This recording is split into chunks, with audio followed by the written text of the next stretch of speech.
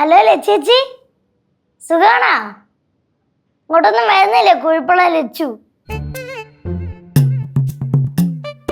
കലിപ്പില്ല. അമ്മൂമ്മ എന്നെ സംസാരിച്ചു.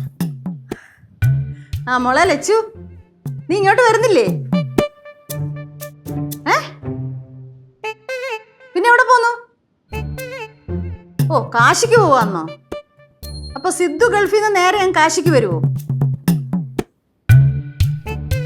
എടി, നീ എന്റെ ഫോണിൽ വിളിച്ചിട്ട് എന്നോട് എന്തിനാ ചൂടാവുന്നേ? അത് കേശുവിനെ വിളിച്ചിട്ട് കിട്ടാത്ത എന്നോട് ചൂടായിട്ട് വല്ലതും കാര്യമുണ്ടോ? അവനെ ഞാൻ ഒരിടത്തോടെ പറഞ്ഞു വിട്ടേക്കും ഒരു അത്യാവശ്യത്തിന്.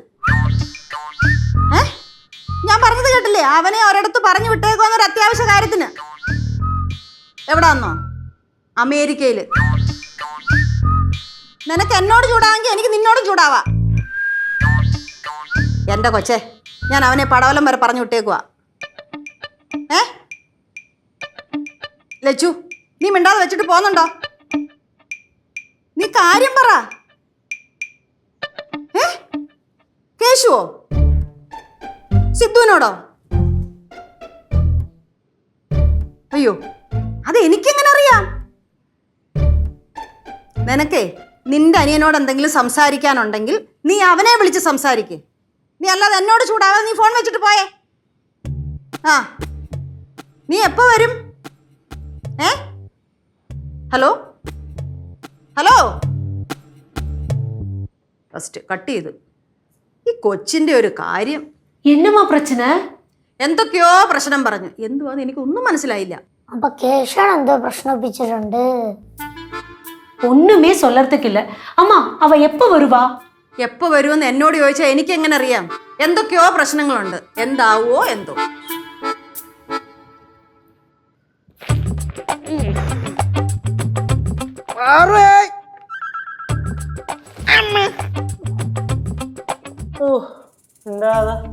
ഓട്ടോ വിളിച്ച് പോയായിരുന്നു. ബൈക്കിന് പോയതാണ് പ്രശ്നം. ചേട്ടാ, എന്തിത്രയും താമസിച്ചേ?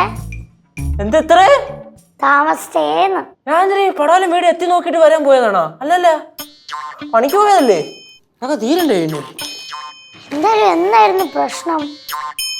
പ്രശ്നം നല്ല വെയിറ്റ് ഉണ്ട്, തോളെല്ലാം ഒടിഞ്ഞ്. അതല്ലേ ചേട്ടാ, എന്ത്? ലച്ചേച്ചി ആണെങ്കി അമ്മൂമ്മയെ വിളിച്ച് ചേട്ടൻ എന്തോ കാര്യം പറയുന്നത് കേട്ട്. എന്റെ കാര്യം? ആ ശരി, ചേച്ചി എന്നെ കിടന്ന് തന്നെ പിന്നെ ഫോൺ വിളിക്കുന്നുണ്ടായിരുന്നു.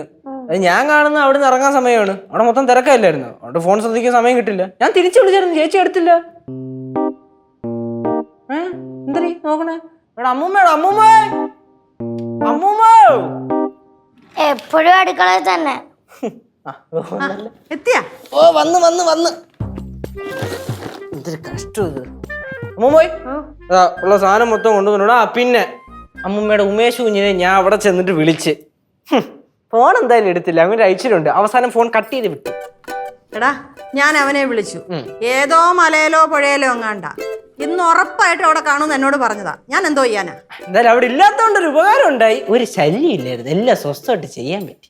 ഷീറ്റ് ചായ്പി കിടക്കുമായിരുന്നോ അതോ വെളിപ്പറക്കിട്ടുണ്ടായിരുന്നോ? ചായപ്പി കിടപ്പുണ്ടായിരുന്നു, തൂക്കെടുത്ത് കൊണ്ടുപോയി വിറ്റു.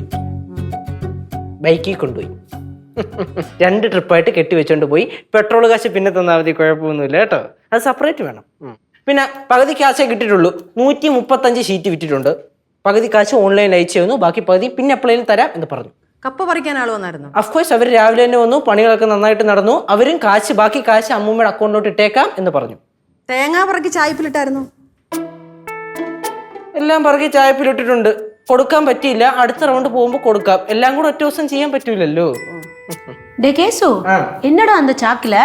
അതൊരു 3-4 തേങ്ങയുണ്ട്, പിന്നെ 2 കപ്പയ്ക്കുണ്ട്, പപ്പായ, പിന്നെ 2 ചേന, ചേമ്പ്, കാച്ചില്, അങ്ങനെ കുറച്ച് സാധനങ്ങൾ. ഇത്രേ ഉള്ളൂ. എടാ, നീ എന്താ ലച്ചു വിളിച്ചിട്ട് ഫോൺ എടുക്കാത്തെ? അവൾ എത്ര തവണ വിളിച്ചെന്നെ? എന്താടേ അമ്മൂമ്മ, എന്തൊരു കഷ്ടം ഇത്. എല്ലാരും വന്ന് മാറി മാറി ലച്ചേച്ചി വിളിച്ചിട്ട് ഫോൺ എടുക്കാത്ത എന്തെന്ന് ചോദിച്ചാ, ഞാൻ അവിടെ പണിക്ക് പോയതല്ലേ. ചേച്ചി വിളിച്ചപ്പോ എടുക്കാൻ പറ്റിയില്ല, അങ്ങനെ അങ്ങ് പോയി. ഞാൻ തിരിച്ചു വിളിച്ചാലും ചേച്ചി എടുത്തില്ല. എടാ, അവൾ എന്തെങ്കിലും ഒരു ആവശ്യത്തിനായിരിക്കത്തില്ല നിന്നെ വിളിക്കുന്നേ. അപ്പൊ നിനക്കൊന്ന് എടുത്താൽ എന്താ? എടുത്തിട്ട് വിവരം പറഞ്ഞാ പോരെ? എന്തിനാണ് അമ്മൂമ്മ അത്രയല്ല അത്യാവശ്യം?